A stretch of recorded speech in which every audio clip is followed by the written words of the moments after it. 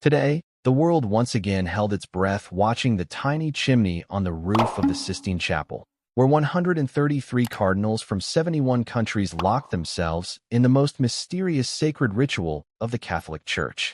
The conclave to elect the 267th Pope, the successor to the late Pope Francis, entered its first day with tense voting rounds. Black smoke has risen, signaling that a new St. Peter has not been found. The anticipation of the white smoke and the ringing of bells from St. Peter's Square will make billions of believers burst into joy. What is really happening behind closed doors where cardinals swear absolute secrecy, even with the threat of punishment and excommunication? Join us as we explore the hot developments from the Vatican, where church history is being written every minute. History shows that modern conclaves usually last 2 to 4 days. For example, the 2013 conclave to elect Pope Francis lasted 2 days. There is therefore a high probability that white smoke will appear in the next day or two, as early as the evening of May 8th or May 9th if the cardinals reach a consensus quickly. However, the diversity of nationalities and the conservative progressive centrist views of the 135 cardinals could lead to protracted negotiations, especially since 80% of the cardinal electors bear the stamp of Francis reform. If no clear-cut candidate emerges, the conclave could last until May 10th or longer. According to recent polls, potential candidates for the papacy in the 2025 conclave include 70-year-old Italian Pietro Parolin, who is at 27 to 29%. As the Vatican's second-in-command, the cardinal represents stability and has excellent diplomatic experience. Habemus Papam is a loyal follower of Francis' reformist legacy, bringing with him a closeness to the previous pontificate and the advantage of Italian roots, a country with a long papal tradition. As chairman of the conclave, Habemus Papam, who is over 80 years old, has a prominent position. However, his close association with Francis could be a stumbling block if the cardinals want a new direction. Likely, especially if stable continuity is a priority. HMY Luis Antonio Philippines, 67 years old, 21 to 24%. President of Caritas Internationalis Hagler, is popular for his inspiring, approachable style and nicknamed Francisco of Asia. Young, representing the global church from the developing world. He has a strong media presence, famous for his Imagine videos. Cardinal Yeagle fits Francis' vision of a church that is oriented toward the poor. However, the controversy over the dismissal of the Caritas leadership in 2022 could have a knock-on effect on credibility. Very likely, especially if the conclave wants a pope from Asia. Cardinal Peter Sangana, 76, 8 to 12% chance, former president of the Pontifical Council for Justice and Peace, currently heads 2 pontifical academies Habemus represents. Africa, a region with a rapidly growing Catholic population, with progressive thinking and international experience. He is a potential candidate, but his age of nearly 80 and his resignation in 2021 make him less than average if the cardinals are looking to an African pope. Cardinal Matteo Zuppi, 69, 11 to 12%. The Archbishop of Bologna is likened to his Bergoglio for his humble style and commitment to peace. Habemus Zuppi has the ability to build bridges between factions within the church, with the advantage of his Italian language and culture and his Italian roots. However, he lacks the high-level administrative experience of Cardinal Parolin. This is a strong possibility, especially if the conclave seeks an Italian pope in the spirit of Francis. Surprising names that could make history in the 2025 conclave. Church history has seen some surprising moments, such as when Francis was unexpectedly elected in 2013. In the 2025 conclave, these names could be the surprises ready to write a new page for the Catholic Church. Habemus Pia Battista Pisabella, Italy, 60-year-old Patriarch of Jerusalem. Pisabella is a symbol of peace amid a history of medieval conflict. Although young and inexperienced in Vatican administration, his dedication and unique perspective on reconciliation could win over cardinals looking for a new, breathing pope. Low chance, but not to be underestimated if the conclave moves toward a message of global peace. Hans-Peter Hungary, 72. Conservative in his thinking, but with a strong unifying ability. Edo is the ideal compromise candidate in a potentially divisive conclave. His experience leading the European Church makes him a safe bet, but has the potential to make a surprise move. Medium chance, especially if the leading candidates fall apart. Homie Robert Sarah Winner 79. A strong conservative voice, Sarah has a deeply traditional outlook. While his age and hardline views make him unlikely to be elected, a sudden surge of conservative support could propel him into the spotlight. Low probability, but a potential threat if the conclave seeks to change direction. Homie Fridolin Ambongo is not young and dynamic. Ambongo represents the vitality of the burgeoning African church. While he has received less attention than other candidates, his freshness and social commitment could surprise as a breath of fresh air from Africa.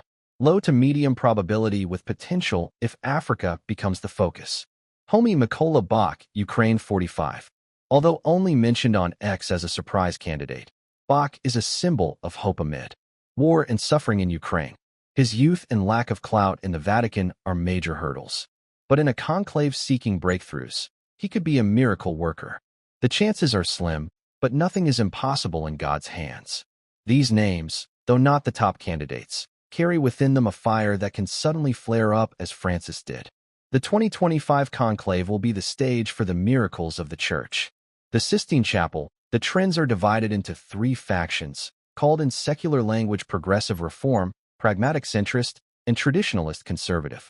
This is not a political battle, but rather differences in theology, pastoral priorities, and leadership style. The three factions in the conclave, about 35 to 40 votes, believe that Francis' reforms have not been consolidated. They want a Francis 2.0 who will transform the changes into lasting structures. Moderates, around 45 to 45, disagree with Francis' social agenda, but worry that internal tensions and financial scandals require a tough diplomatic pope who can engage Washington, Beijing, or Moscow, while also reconciling the German, African, and Latin American churches. Conservatives, around 40, accept Francis's reforms on transparency and child abuse, but find his pastoral innovations vague. They want clarity in doctrine and less secularization of the liturgy. Given the situation, only a bridge builder can reach the 90 votes needed, even if his or her past may lean toward one theological extreme. To understand the possibilities, we need to look at each of the 8 cardinal candidates, not just for their nationality, but also for their ecclesiological ideas. Beyond the most obvious candidates, there is always the possibility that a surprise candidate will emerge, someone who will become a necessary point of agreement between the opposing factions of the College of Cardinals.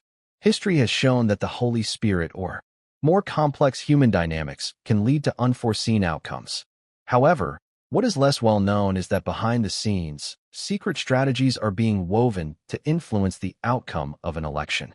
Although campaigning is officially forbidden, the formation of secret alliances among cardinals called cliques is common.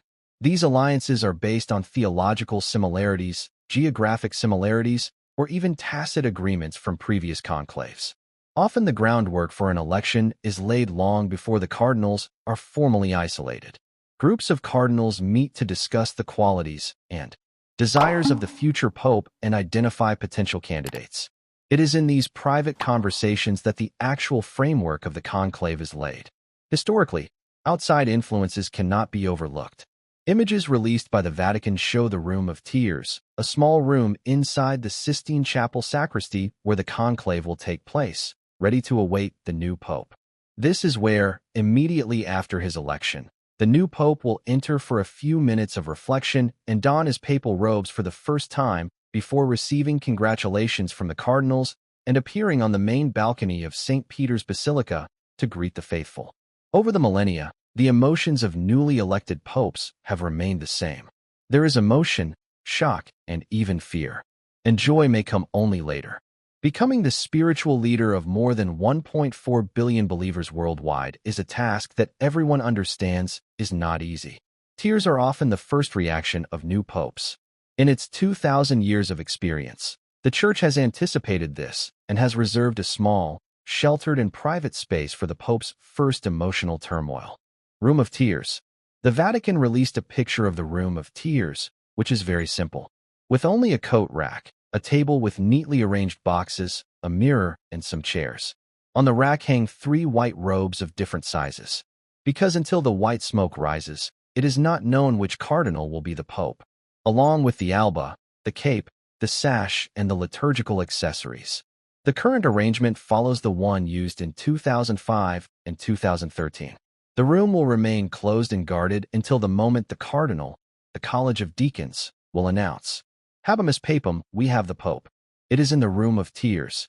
On October 28, 1958, Angelo Roncalli, who had just become Pope, Joan 23 burst into tears when he saw the white robe.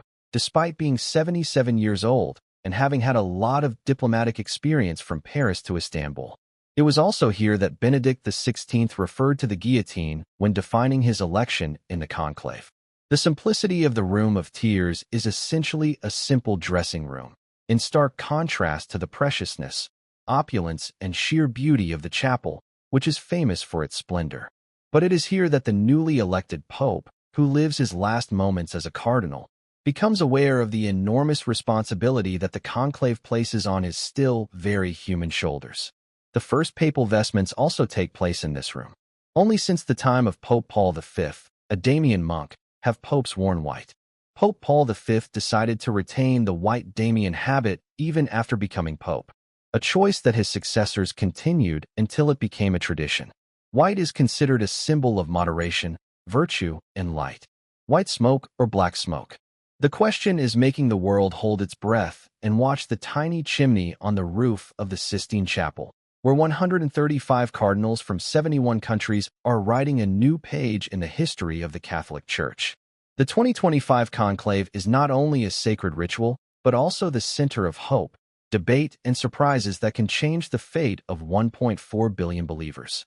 Will Cardinal Pietro Parolin, the Vatican's #2 with a wealth of diplomatic experience, continue the legacy of Francis or Luis Antonio Tagle, the Francis of Asia, who will bring a youthful breath from the developing world? Will a mysterious figure like Pier Battista Pizzaballa, a symbol of peace in the Middle East, or Mykola Bach, a young cardinal from Ukraine, suddenly step up to the throne of St. Peter, as Francis did in 2013? Every vote, every puff of smoke is a heartbeat of history. After the dark smoke of May 7th, the whole world is waiting for the moment when the white smoke rises, the bells ring in St. Peter's Square, and the Habemus Papam announcement shakes the hearts of humanity. Whatever the outcome, the new pope will face great challenges of war, climate change, and division in the Church. In the silence of the chapel, the Holy Spirit is guiding, and the secret will soon be revealed. Let's wait for the historic moment when a new St. Peter appears to bring the light of hope to a world that is thirsting for peace.